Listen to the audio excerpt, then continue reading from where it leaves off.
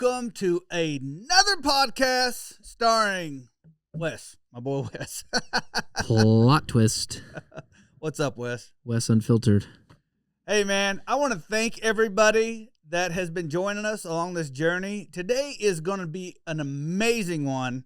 Today, I call Strength from the Struggle. And, you know, first of all, before we jump into it, because this is a good one. This is one that I get pretty passionate about. So I'll try not to, flip out. Don't stand up.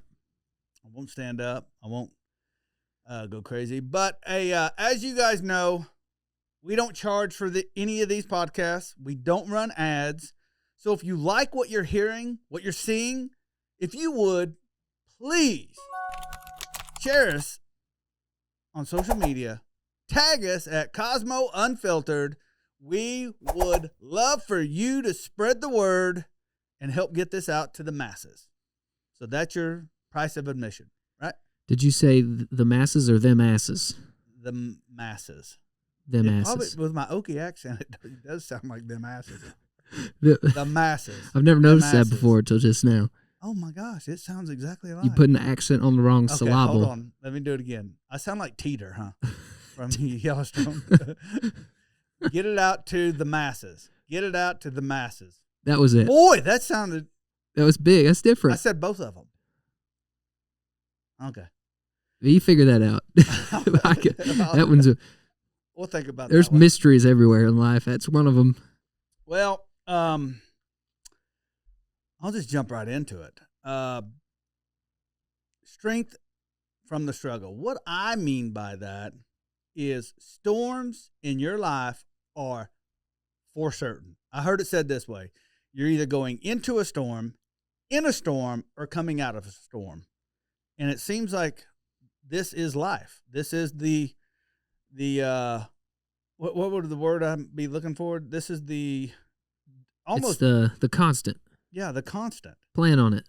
Yeah, it's coming. And storms are for certain.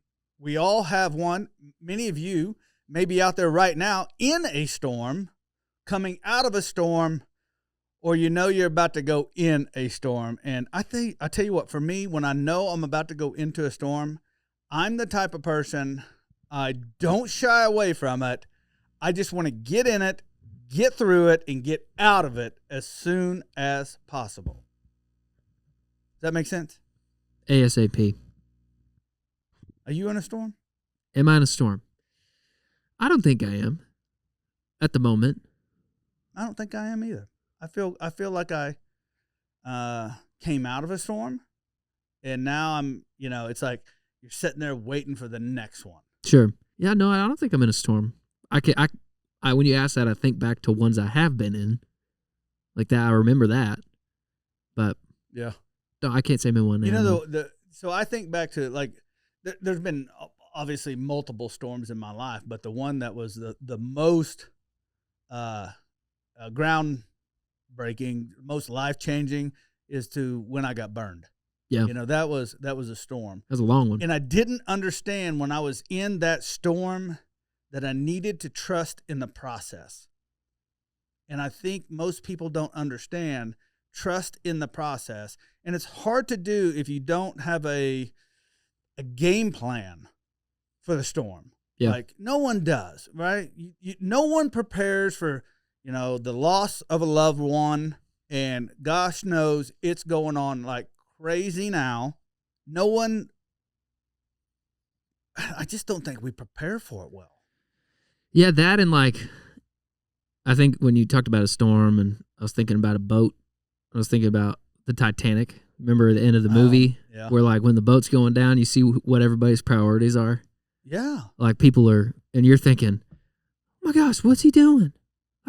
Why is that on your mind? No, where's your head at? Like it's almost like you. It's almost like the storm uncovers your values. Yeah. And what you really value. Do you remember in that movie, the one guy that shuffled past the women and the children and to get jumped in the boat? Yeah. And obviously his values was him. Yeah. He was first. Yeah. He was selfish. Yeah. 100% selfish. There's no purpose, no no higher Right. calling in that decision. Just he wasn't ready for the storm. right. Now, obviously, I don't think anybody was ready for the Titanic. Sure. But the one thing that I like to do is understand that in the storm, there are lessons to be learned. And from those lessons, when the healing starts, and once you're in that healing, that's where the wisdom is then intercedes with that whole debacle. Yeah. Hindsight's 20/20. Or does that not even count? No, I think it does, man. I think it does, because we've all come out of the storm going, oh my gosh, that sucked. But I would challenge you, if you're going into a storm, in a storm, or coming out of a storm, preferably coming out of a storm, ask yourself this question: what did I learn that I can apply to my life so that next time I do this, I can understand that there's something to be learned. Or if you're in Oklahoma, there's something to be learned. Sorry. It's true. I'd throw that in it there. is learned. There's something that you can, to be said, and that you need to learn. And to me, that's almost like them little games where you're going through, and you need healing, or you need food, or you got to pick up something. But when the next time it's like, oh my gosh, I've been here before. Yeah. And I think that's where, wisdom comes in. Yeah. Yeah. It's like the Titanic. No one expected the Titanic to sink, but the risk for the Titanic to sink was always there. It didn't go away. No. The reality that something could and would go wrong doesn't go away. Yeah. I got to tour the FAA in Oklahoma. Oh, yeah? And it was cool. We got to meet a whole bunch of folks, and when you're training to become a pilot, they put you through, I mean, it's almost like being an astronaut a little bit. Like, they want you to know what your body does when you're in some crate. So they simulate a plane spinning out of control, or I've seen some of that. The cabin losing pressure in like a second. Or what do you do? What does your body do? How do you recognize that? The coolest one was there's a little glass like cubicle in there, and they line you up. There's a color chart in there, and like you can see into the rest of the room. It's not like covered, and it's just right there. And they will there's a mix of nitrogen and oxygen in there. They pressurize it with more nitrogen, because there's folks that don't know how to detect the nitrogen, like a leak, or like when the mixture's off in the plane. The people have like gone down because you just go to sleep. Like, what happens before? What are the precursors? You got to know. They're always there. And everybody's body does something different, so they teach you to recognize it. Oh my gosh. Some people they stop seeing color, so they have a color chart in there. The first thing to go is you stop seeing color, and it's so gradual you don't even know. So they train you to like figure it out. Other people, like the end of their nose tingles, so that gets numb, or their fingertips. And you literally have to know, like, okay, because by the time an instrument or whatever responds, it could already be too late if it's a slow enough leak. Yeah. So I just thought that was crazy, because it's like you gotta know that a storm's coming, and you gotta know how you respond under pressure and put yourself through that scenario. It's not worst case. It's not like you see life that way, but you gotta know, okay, I'm wired up this way. If this, then sure. this. If this, then this. And I think a lot of people too, when they're in a storm for long enough, they stop caring about the things that matter. Man, I'll tell you one that comes to mind, and I think this is probably like the absolute worst case scenario. I was probably, 8, 9 years old, and where we grew up at. Beautiful place. Oh, beautiful. El Reno is, it's like the North Shore of Oahu, but without the North Shore or anything from Hawaii. Yeah, with no water. We got the homelessness, but this is crazy. And somebody, you're probably going to hear this and go, what? But I think about this. When we were little, there was teenagers that used to speed all around our neighborhood. And there was 5 kids in our house and 5 kids in the house next to us. So there's 10 little right kids. There. And my next door neighbor, I'm not going to mention his name, he was outside teaching one of his kids to ride a bike, and we were all out there riding bikes and everything. And all of a sudden, this dude, he heard him, he heard him from around the corner, and he knew he was going to blow through the stop sign and come down our street. Sure enough, this dude did. And I remember him grabbing his boy off the bike, setting his son down. The bike fell down, and it's kind of, he's still in the street, but off to the side. And he grabbed this bike, and sure enough, this dude turned the corner. He grabbed this bike, put it over his head, and threw it through his windshield. I mean, threw it. Clean and through. We're all sitting there, 8, 9, 10. I think that the oldest probably 11, but, we're probably from 5 to 11. Yeah. And we were like, what in the heck is happening? And that's not even the best part. The dude in the car jumped out and commenced to running his mouth at my next door neighbor's dad. And we'll call him Bob. That's not his name, but we'll call him Bob. Bob freaking Conor McGregor, this dude. One shot knocked him smooth out in the middle of the street. Dropped him like a sack of potatoes. The dude came back awake, and he's like, "What'd you hit me for?" And he put him back in his car, and he said, he set him in his fear got him. And he did. He put the fear got him. He pointed at him. He said, "If I ever catch you speeding around here again, I promise you, next time it'll be worse." Dude never sped again. So I think about it like from the perspective of that dude, right? He didn't know he was going into a storm. Oh, yeah. But he caused the storm. And that's what I think that we tend to, when we are in a storm, we as humans don't go, not most humans, some humans do go, okay, what part did I play of getting my own self into this storm? Yeah. And if I was him, I'd have said, well, first of all, I was running around, speeding around like an idiot when I know there's kids out playing. Sure. But I think what he learned, and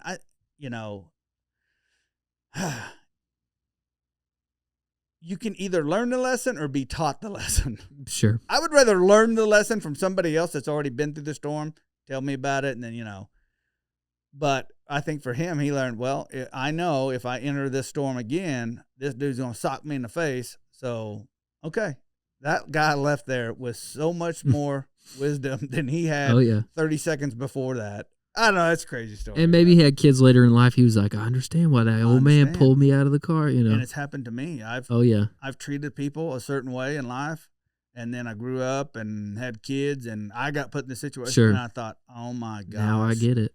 I acted like a complete idiot.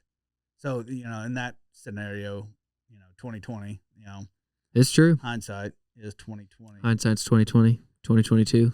2022. Messed up that whole statement. The year 2020.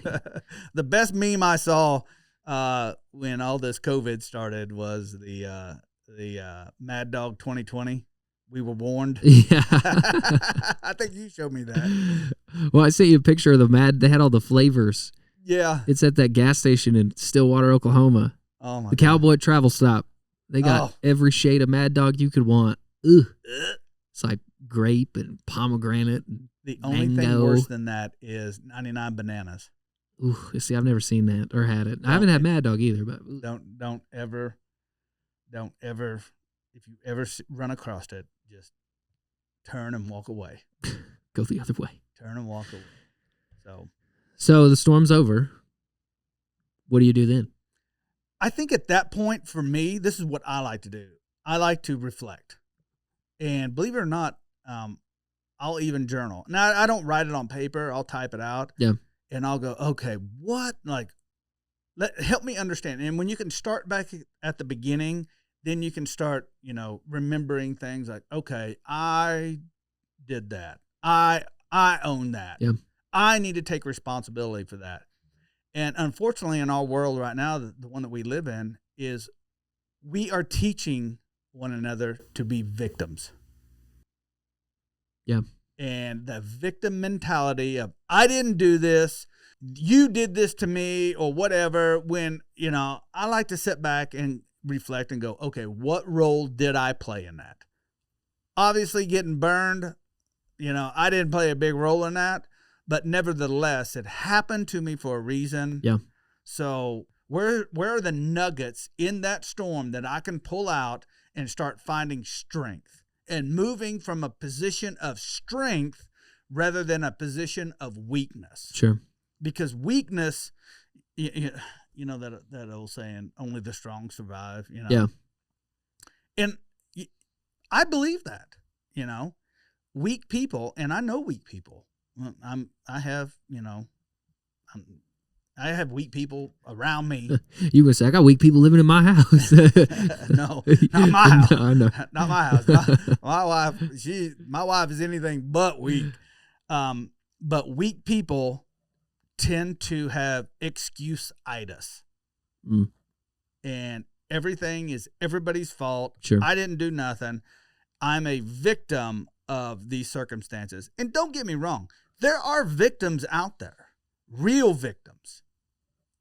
And I think when the people that just tend to gravitate towards I'm a victim, and are you really, if you was, shot, in a drive-by, yeah, it's a victim. If you was, sexually assaulted, molested as a child, as an adult, yeah, you're a victim.